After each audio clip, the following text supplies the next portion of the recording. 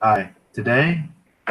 Unfortunately today, my classmates could not make it, so I'm here with my mom, Lisa. And today I'm advocating for NCAA athletes to be paid.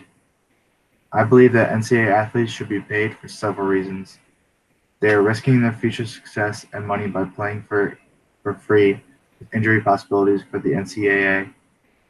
The NCAA and other corporations are making hundreds of millions of dollars off the athletes' talents, and free room and board and tuition does not cover many athletes' expenses, and many athletes do not receive all those benefits.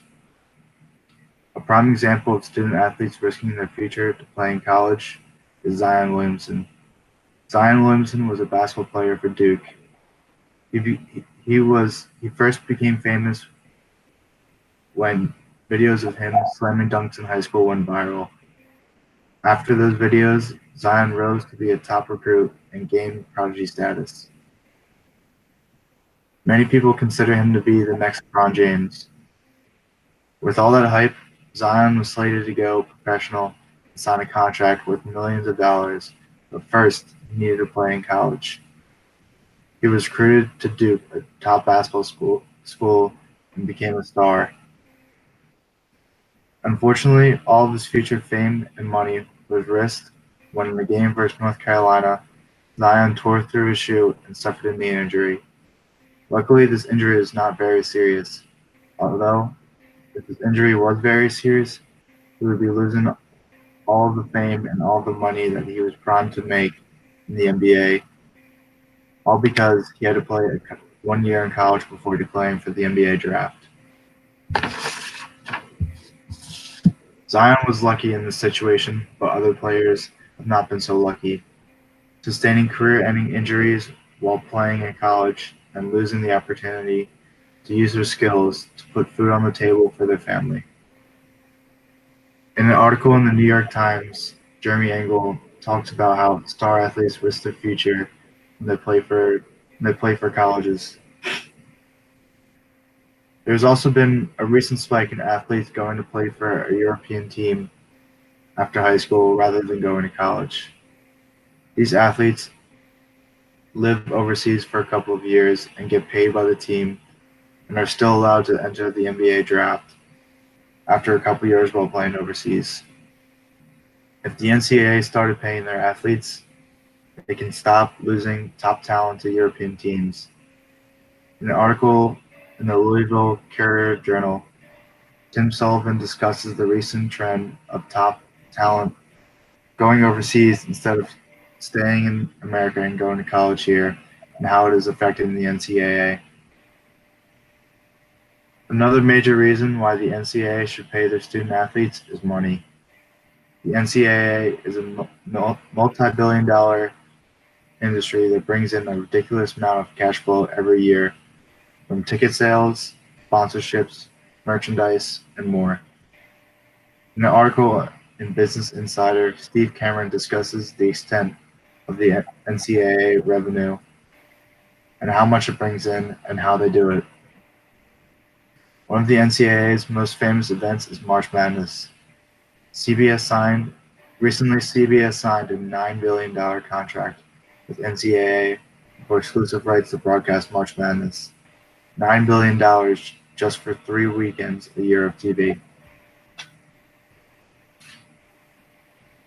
And that is only one of the tournaments and sports that the NCAA hosts. There are about 30 men and women's sports that the NCAA sponsors and is making money off of. Not to mention college football, which is one of the biggest stages in sports, with some football programs bringing in millions of dollars alone. I believe that is unfair to the players that the NCAA is bringing in this ridiculous amount of money solely off these players' skills and competitiveness, and none of these players are receiving any of this money.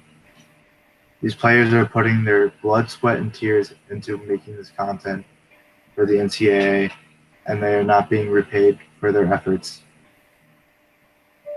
I do not think athletes should be receiving major parts of this billion-dollar company, but I do think that the players who contribute to this massive tournaments and playoffs should receive a small piece of the pie for compensation. Finally, I believe that the NCAA should start paying college athletes because most of these athletes have expenses that they cannot cover because they have to spend so much time practicing and perfecting their sport.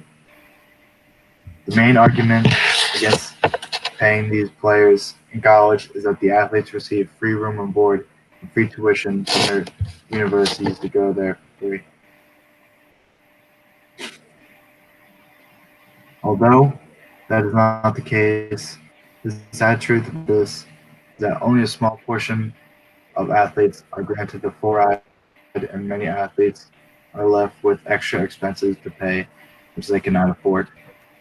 In an article in the Denver Channel, Megan Lopez discusses the everyday lives of athletes in Colorado colleges and how most of them have to live in girlfriends' or friends' homes just to find a way to pay rent.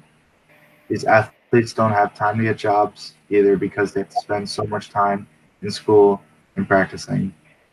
Again, I believe that with the money that the NCAA is bringing in, they should make a change and start compensating these players for the hard work and what they do for the NCAA, and that paying the players can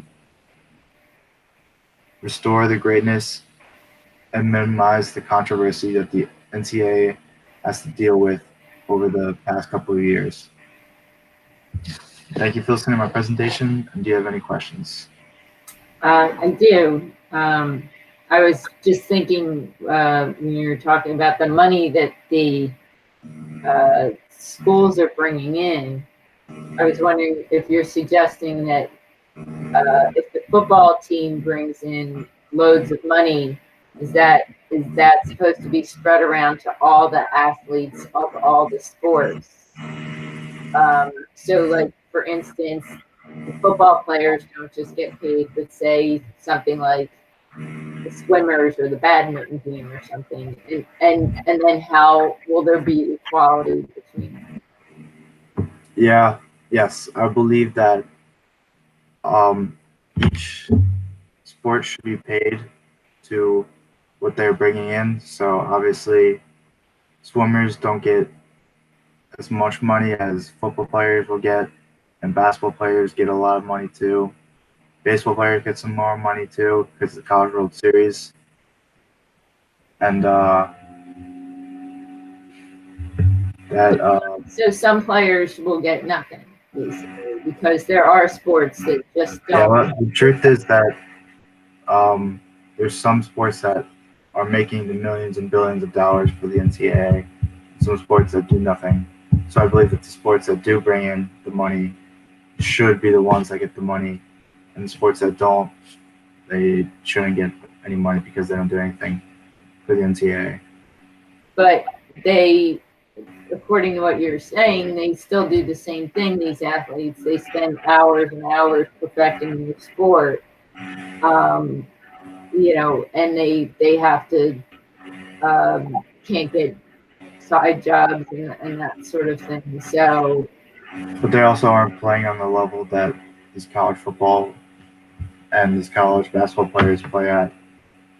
Well, no, they may be playing on the highest level. It just so happens that the sport that they do is just something that doesn't have a lot of spectators, so it doesn't bring in a lot of revenue that way. So so you're not suggesting at all any sort of sharing arrangement with, I think they should the lesser, we'll call it the lesser sports, say. If they bring in money themselves, that's the money that they get. Right. How would you suggest that these I mean, these are typically young people who are not used to dealing with a lot of money, and obviously they're, as you said, they're tied up with school and perfecting their sports. So there's not a lot of time, and you know, managing money is something that's not necessarily intuitive or easy. So, you know, to throw a lot of money at a young person that you don't have any ideas about how they're supposed to manage that. Well, I don't think these athletes should be getting a lot of money like professional athletes do. Just good amount to cover living expenses. And I believe that with money comes responsibility. So I believe that with all the practicing and all the lack of free time they have, that they will be able to be responsible with their money, be able to save it, and give some of that money to their family who are back home. Some of them who are very poor, waiting for money. Wouldn't it be easier to just take away the stipulation that they have to play a year in college? And that I think you mentioned is the basketball rule. I know each sport has their own rules, but if the idea is that they need the money and that they're risking everything, and I agree with that. They're risking everything, and then they may never get to professional to make the money. Then maybe just let them go. Is that an idea that is a possibility? Or I don't know whose rule that is. I guess the NBA has the rule that the NBA's rule is to play 1 year, at least for basketball. You have to play 1 year before you go to the NBA, and I don't think they should take that away, because then there'd just be a bunch of high schoolers and 19-year-olds in the NBA, and that's even worse, giving them millions of dollars before they go to college and mature for a year. You can learn a lot in that year living on your own. Right. So you're saying the stepping stone, the 1 year of college is necessary. Just give them a little bit. So it's the school who's getting the money, who would be paying. Yes. And the NCAA distributing it. Right.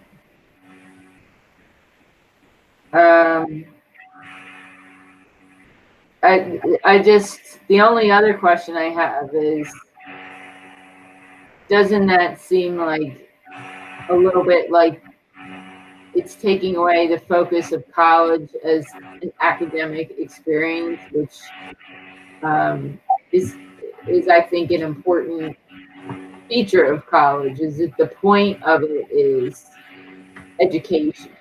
And when you start paying people to come there and perform, then this certain subset of students does not, they're not necessarily there for the education. Yes, we know that's probably the case anyway.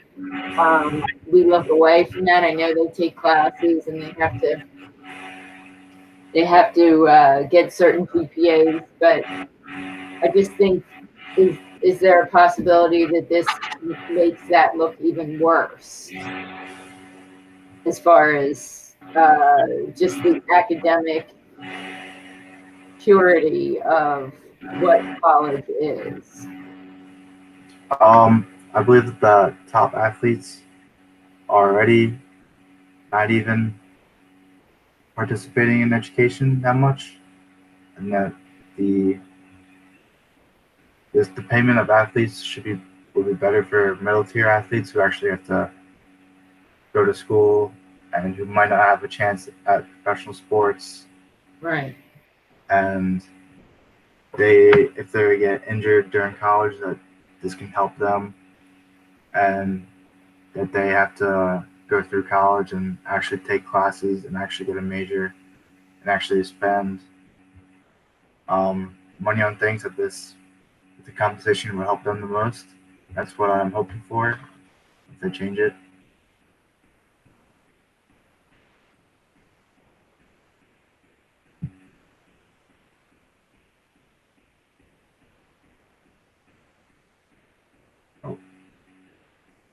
Seems she's gone away. Well, thank you for coming and listening to the live presentation. Thank you.